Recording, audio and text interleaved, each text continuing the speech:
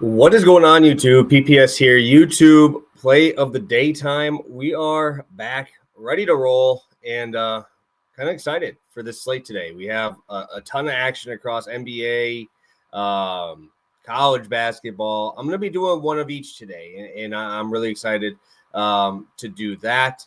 As always, if you guys could hit that like button for me, I really appreciate it. And yeah, it should be a fun little show here. I'm going to do one of each. Like I said, we're going to do one college, one NBA. Recapping, we're officially 500 on both sports right now. NBA is 2-2. College basketball is 2-2. We got to get it rolling. I know over on Action I'm doing a lot better because I'm posting a lot more. But I'm trying to get us back there. Cade did not get there. It's probably his first bad game of the year. Still got a double-double, 16 and 11. But yeah, we're at 2-2 in both sports right now. And hoping today is the day we bounce it back and get into the green on the show at least. Because obviously, like I said, if you guys are not following me over on Action, go to my Twitter and click that link. Go through. If you have to download the app, download the app. I try to throw at least one extra play in there. Obviously, on a slate like today, I'm going to probably have like 10 VIP plays, maybe a little bit more, just because it's a lot of action, and I like a lot of these games. So I'll probably have like two or three free plays, and hopefully you guys are over there and ready to get that going. So let's pop over to FanDuel first. I'll start in college basketball, and I'm going to be going right here. We're going to go Georgia team total over 87.5 at -120. I love this spot for Georgia. Alabama A&M is absolutely horrendous. Let's 87.5 -120. I don't know why this is under 90. I don't. We've seen Georgia go up against two teams already put up 90 points. Texas Southern would probably be the best team to compare to, obviously in the same conference. Alabama A&M playing in the SWAC. They're 3-1, have played nobody. And I'm really just kind of concerned on how they've just been blowing out teams. And just looking at their schedule, guys, I don't even know. Oakwood, Arkansas Baptist, and Fisk. Those are your three teams that they've played. And then they played an actual team in Tennessee State, and they got beat by 10. So I don't really know how to rate these guys. They play extremely fast. Their offense is terrible. Their defense is bottom 100 in the country, but they're playing at 18th fastest pace in the country. And I just don't know where the stops are going to come from here in this game against Georgia, because Georgia is a fast team, right? I think they've always really been fast in terms of pace, but I don't even think that this is comparable to what we've just seen already so far this year, because this Alabama A&M team, every stat you look at is not going to be really comparable. Georgia this year is a little bit slower. Around that 100 ranking in KenPom in terms of adjusted tempo. Like I said, this is going to be a very fast pace-up spot for them. And just looking at Georgia's team as a whole, man, they're 4-0. They've played some good teams. And I just think that I don't know how these guys are going to slow down any of these guys, right? We look at freshman Asa Newell, right? 6'11". Who's stopping him on this team, right? Their number one scorer for Alabama and A&M, their number one scorer is a guy who's 6'8", Chad Moody. He's been pretty good, right? 15-7. He's only played 20 minutes a game because they're blowing teams out. And he's like 6'8", 220. So he's a thicker guy, but this is how are you stopping a 6'11" guy down low, right? You look at their team numbers right now. As a team, they're shooting 30% from three. Okay, yeah, not great.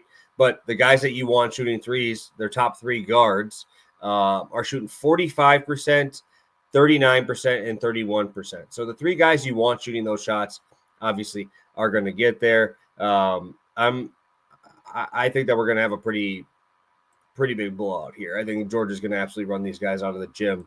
And I just don't know how they're going to combat size in the SWAC. You're trying to get downhill because they're not usually, and this is just me seeing these guys over the years, they're not usually good three-point shooters.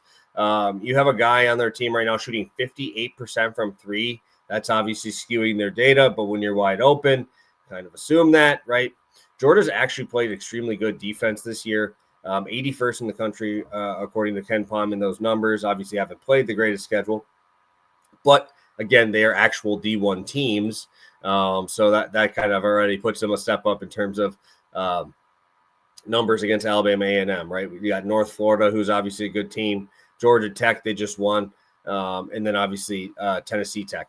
But I think this could be a game just like the Texas Southern game, about 92 points, 92-68, 92-70, something like that. I think this is a great spot for Georgia.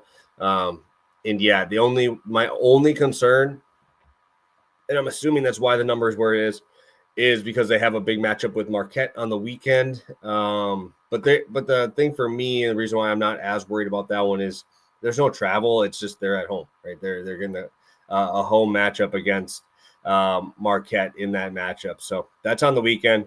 I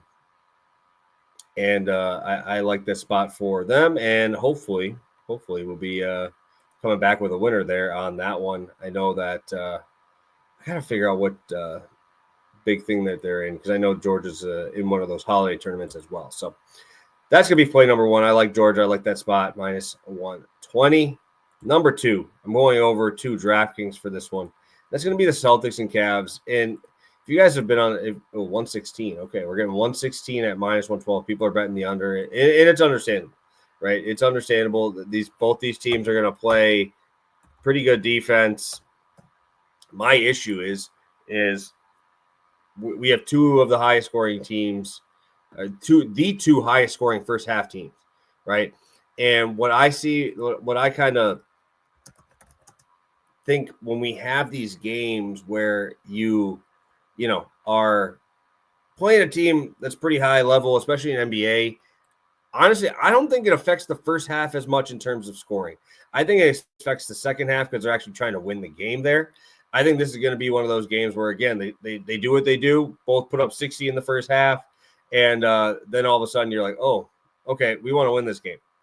Also, I get this is a tough spot for Cleveland, because how are they going to slow down the Celtics? The Celtics shoot so many threes, and the Cavs allow the third worst three-point shooting in the NBA, 38% from three they're allowing. So again, there's another thing to throw on top of it. I know that both these teams have good defenses, but are you looking at that, right? That's something you got to look at, right? Cleveland also playing a lot quicker than they usually do, especially with the two big lineup.